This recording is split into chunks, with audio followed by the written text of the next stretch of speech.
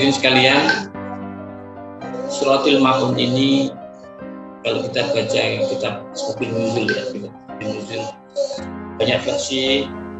Ada yang mengatakan Suratul Maun ini turun di Makkah atau Makkiyah, yang mengatakan Madaniyah. Di akhir-akhir suratnya merupakan Madaniyah, tapi di awalnya adalah Makkiyah. Kita bisa membaca Asbabun Nuzul Suratul Maun ini berawal dari peristiwa di mana seorang tokoh kafir Quraisy waktu itu, Sufyan ya, itu bukan Sufyan dari Abu Sufyan. Beliau itu diceritakan setiap minggu itu menyembelih puluhan unta. Setiap minggu itu menyembelih puluhan unta, karena dia orang kaya raya. Dan unta itu, daging untanya itu dibagi-bagikan kepada orang-orang yang dikehendaki oleh Abu Sufyan.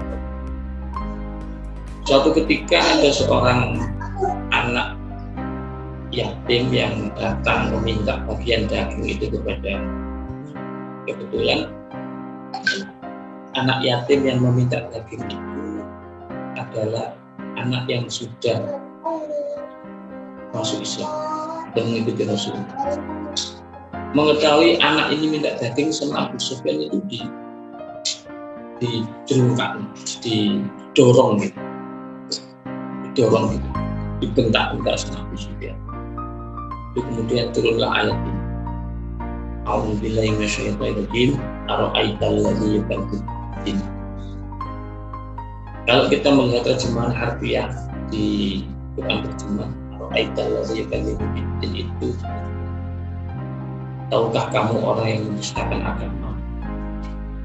Ini saya sedang menghadap layar komputer, saya juga membuka Quran terjemah Jepang.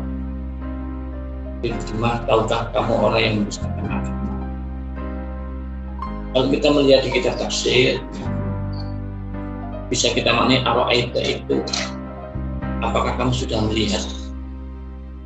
Apakah kamu sudah melihat orang yang mendustakan agama? Yang berkata ini kan Allah. Seolah-olah ini kata tanya, apakah kamu tahu orang yang mendustakan agama? Apakah Allah butuh jawaban? Apakah Allah tidak tahu? Padahal Allah itu alim. Tentu tidak.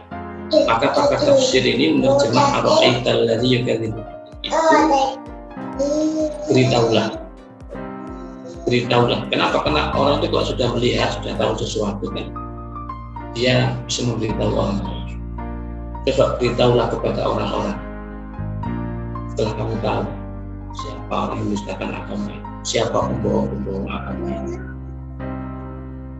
Maksudnya seperti siapa itu dijawab oleh Allah. Kalau kamu tidak tahu, saya kasih tahu. Kadzalikal ladzi yad'ul yatim. Allah menggunakan redaksi kadzalikal ladzi yad'ul yatim. Itulah orang-orang yang menghardik atau membentak atau mendorong dengan keras yad'u itu mengandung makna syadid ya, yang sangat yad'u atas di situ. Untuk mendorong dengan keras. Allah mengatakan kata zalik di jamak. Allah mengatakan zalik, itulah. Itu bisa dikatakan jauh. Kalau kita menunjuk sesuatu yang jaraknya jauh itu, kita menggunakan itu. Tapi kalau dekat kita menggunakan ini. Allah menggunakan redaksi zalik. Itulah. Kita harus paham makna-makna harfiah itu tadi. Ketika Allah menggunakan kata zalik atau itu menunjuk jauh. Kalau sesuatu yang ditunjuk Allah dengan kata jauh itu sesuatu yang jelek, maka Allah ingin menunjukkan betapa jauhnya perbuatan itu dari rahmatnya Allah. Allah ingin menunjukkan betapa jauhnya orang-orang yang berbuat seperti itu dari ridhonya Allah. Kalau Allah sedang menunjukkan sesuatu itu baik dengan kata-kata dalik atau jauh yang disifati jauh, maka Allah sedang menunjukkan betapa tingginya, betapa mulianya, betapa kesenjangan itu tingginya orang-orang yang berbuat baik itu dibanding dengan orang yang tidak. Maknanya itu. Nah, orang yang yad'ul yatim, mendorong, menghardik, berungkok anak yatim yang meminta, itu disifati Allah, dia jauh dari Allah SWT. Di dalam qiraah yang lain kita bisa melihat ada bacaan yada'u. Ini bisa dibaca kadzalikal ladzi yad'ul yatim. Tidak harus yad'ul yatim. Yada'u itu dimakna yada'u itu sangat tidak menghiraukan. Mereka mungkin sangat tidak mau tahu, tidak memperhatikan sama sekali. Yada'u. Jadi termasuk juga di mubidin itu adalah kalau kita gabungkan makna atau yad'u dan yada'u, orang yang tidak mau perhatikan, tidak mau perhatian dengan kebutuhan anak yatim, bahkan dia itu menghardik anaknya. Itu adalah yad'u. Lanjut di ayat ketiga, wala yahuddu 'ala ta'amil miskin. Yang disebut saya kaitkan dengan ayat yang 4, 5 tentang salat. Wala yahuddu 'ala ta'amil miskin, dan orang-orang yang tidak mau menganjurkan. Buku itu sangat menganjurkan.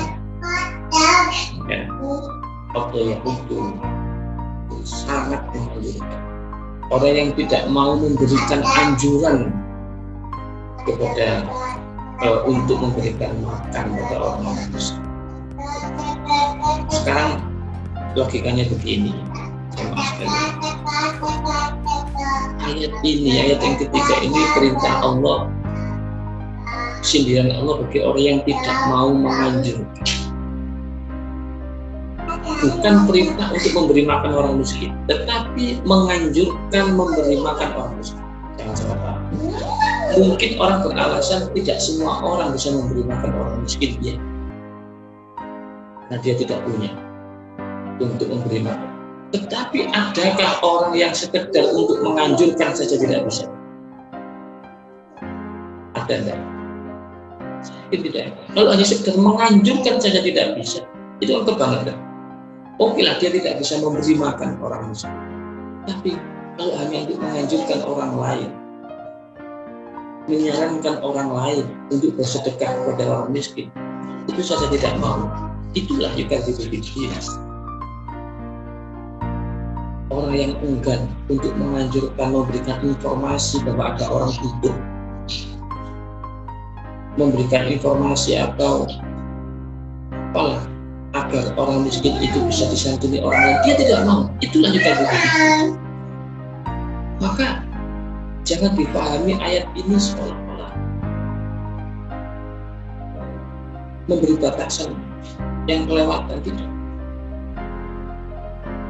Bung orang nggak bisa ngasih makan orang miskin saja kok dituduh mendustakan agama, tidak.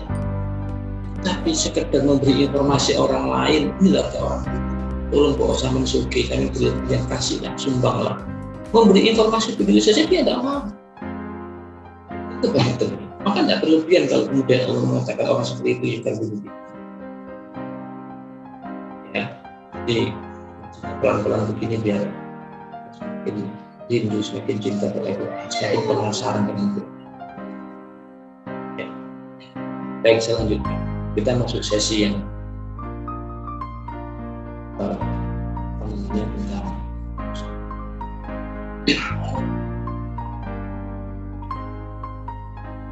wailul lil musallin. Wailul lil musallin diterjemah di Quran Depan ini, maka celakalah orang yang salah. Diterjemah redaksinya, maka celakalah orang yang salah. Begini, kalau saya mengatakan maka di ayat yang keempat, maka setelah saya membaca ayat 1, 2, 3 dan ayat keempat saya mengatakan maka, itu kira-kira ada hubungannya tidak ayat keempat dengan ayat sebelumnya? Kalau Anda bisa menjawab dalam forum langsung, pasti saya menjawab ya. Kalau orang paham bahasa Indonesia pasti menjawab ya. Kalau saya ngomong 1, 2, 3 di keempatnya saya bilang maka, pasti ini terkait dengan ayat 1. adalah orang-orang yang sholat. Jamaah sekalian, di Quran itu Allah kalau memerintahkan sholat pasti diawali dengan kata-kata aqim, dirikan. Kalau Allah memuji orang-orang yang sholat, Allah mengatakan muqimin sholat. Tapi di mana baru terdapat musallin, bukan aqimu, bukan muqimin, tapi musallin. Ini menarik. Di mana letak musallin? Maka jelas kalau orang perintah sholat Allah mengatakan aqimu, kalau orang yang ahli sholat katakan muqimin, yang sholatnya benar itu muqimin, perintah sholat yang benar itu muqimin, maka musallin ini adalah sekedar sholat. Sekedar orang yang hanya sholat sekedar itu. Maka bisa diterjemah kalau secara tafsir, maka celakalah orang yang hanya sekedar sholat. Dilanjut ayat berikutnya, alladzina hum an sholatihim sahun, yaitu orang-orang yang menyambut sholat. Kalau terjemahan apa namanya itu, yaitu orang-orang yang lalai terhadap sholat, orang-orang yang lalai terhadap sholat. Ini perlu difahami lebih dalam makna secara mendalam. Alladzina hum an sholatihim sahun itu beda dengan alladzina hum fi sholatihim sahun. Untungnya Allah itu mengatakan alladzina hum an sholatihim sahun, bukan alladzina hum fi sholatihim sahun. Untungnya. Jadi alladzina hum an sholatihim sahun itu yaitu orang-orang yang menyangkut urusan sholat, mereka itu lalai. Kalau fi sholatihim sahun, orang-orang yang lupa, orang-orang yang lalai ketika dia sholat. Wah, itu bisa kita semua kena itu. Ada tidak di antara kita yang tidak pernah lupa dalam sholat? Lupa rakaat, lupa bacaan, lupa ingat Allah, malah ingat yang lain. Ada tidak? Tidak. Rasulullah itu diceritakan dalam hadis yang sahih pernah lupa orang, pernah lupa di dalam sholat. Kita ini orang yang menyangkut sholatnya dia lalai. Maksudnya apa? Substansi sholatnya. Substansi sholat. Nah, substansi sholat itu apa? Substansi dari sholat itu kita tahu, dan insya Allah kita sudah paham. Kalau ada orang tanya, masih perlu kita bahas tentang sholat? Saya pernah membaca sebuah buku yang ditulis oleh orang yang sangat alim terhadap Quran, dia ulama Indonesia, yaitu Prof.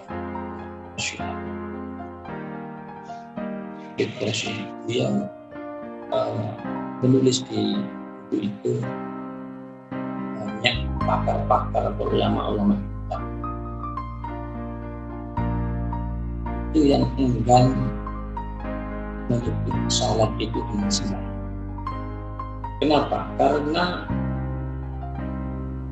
makna harfiah dari sembahyang itu adalah sholat. Kita mewakili sholat. Kita harus mengatakan sholat itu sholat. Kata pakar ulama itu tulisan Qur'an. Bukan Qur'an tidak setuju dengan sholat. Banyak pakar kita yang tidak mau menyebut Islam itu sebagai agama, biadil. Kenapa? Karena makna harfiah agama itu tidak mewakili adil.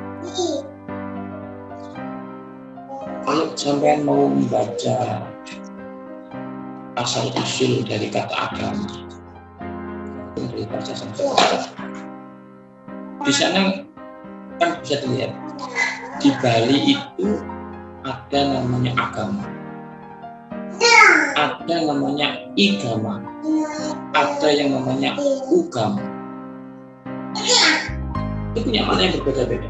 Oleh karena itu para pakar tidak mau menyebut Islam sebagai agama, karena hanya satu agama. Itu keseluruhan. Islam itu yang menyangkut hubungan dengan Allah, menyangkut hubungan dengan manusia, menyangkut hubungan dengan pemerintah, dan lain-lain. Menyangkut semuanya. Maka mereka tetap menyebut Islam. Ad-din itu makna secara pangkat adalah hubungan dua belah pihak. Ad-din itu dalam makna agama ya, dalam makna agama yang sering kita sebut ad-din adalah agama itu. Ad-din itu adalah hubungan dua belah pihak antara pihak yang lebih tinggi dengan pihak yang lebih rendah.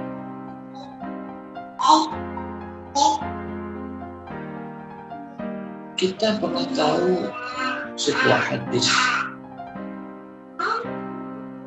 yang mengatakan, yang maknanya adalah sholat itu adalah tiangnya. Makna aslinya, kalimat aslinya adalah sholat itu ibadah. Sholat itu adalah tiangnya hati. Ini berhubungan dengan makna ini. Hubungan antara yang lebih tinggi dengan lebih rendah itu, kalau itu merupakan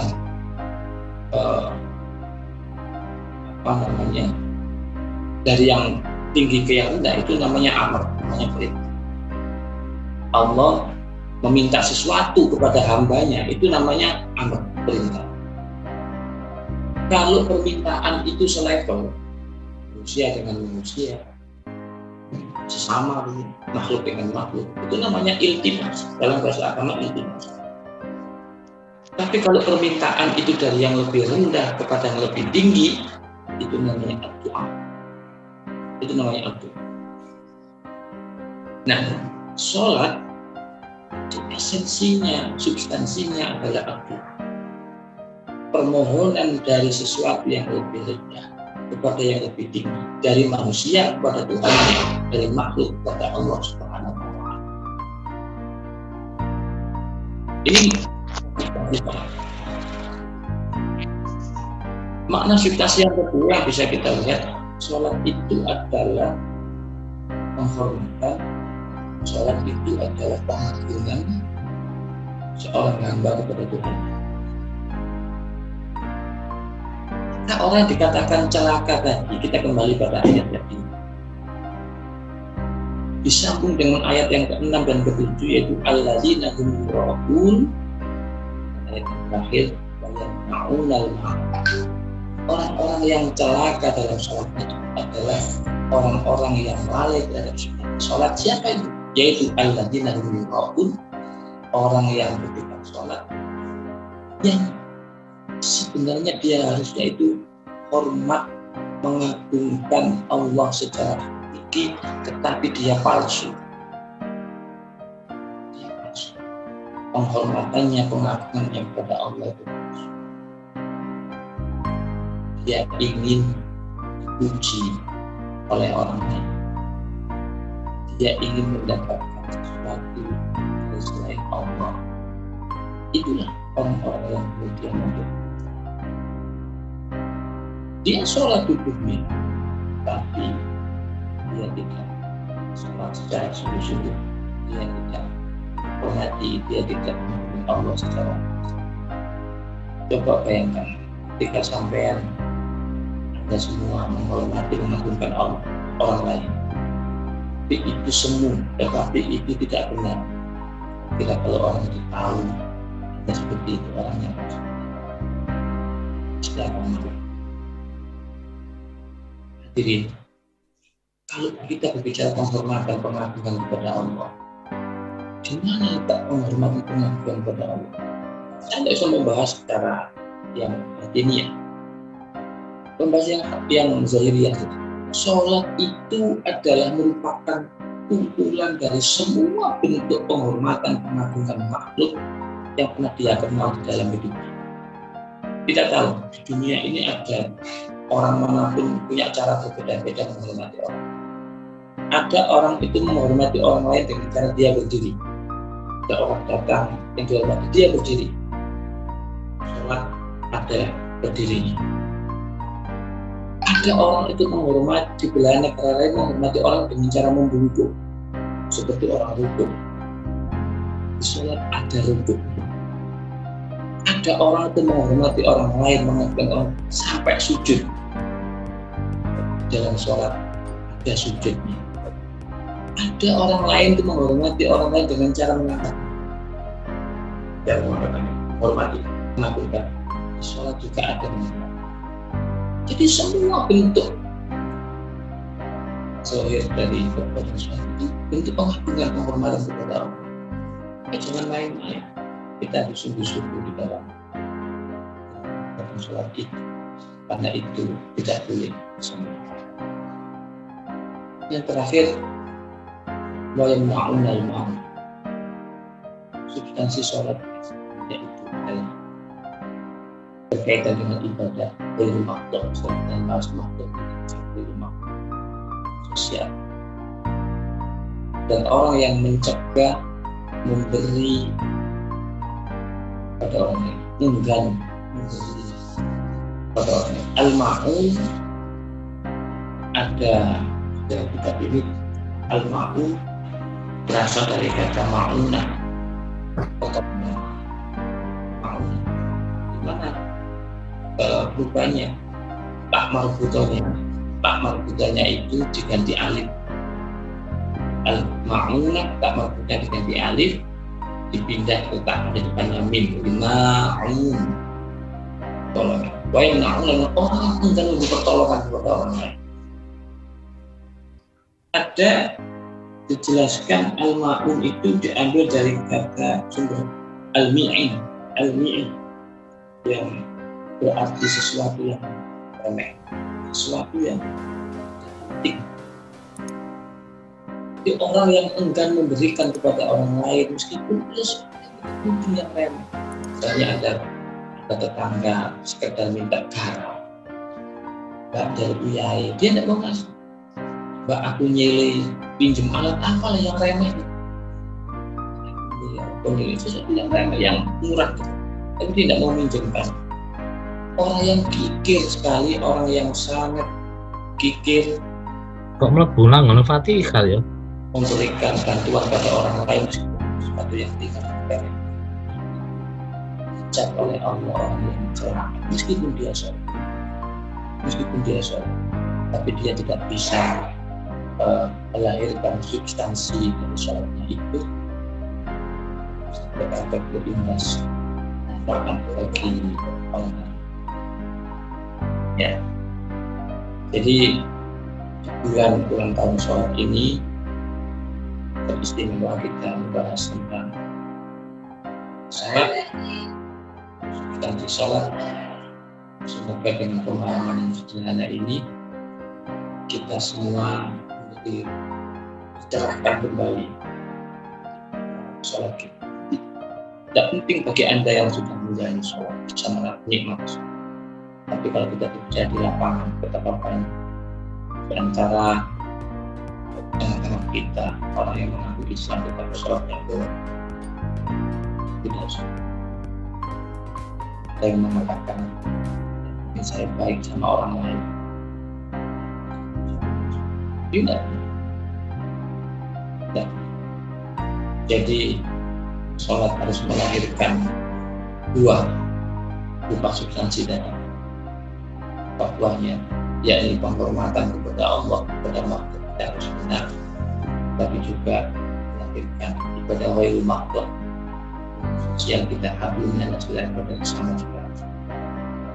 Insyaallah semoga kita diberikan Allah pertolongan lahir dan batin sehingga kita bisa menjadi orang-orang yang imin, yang benar-benar menegakkan sholat, mendirikan sholat, dan kita bisa memberikan efek positif dari sholat kita Amin ya Rabbal Alamin. Terima kasih. Saya kira demikian kajian surat Al-Ma'un kaitannya dengan sholat.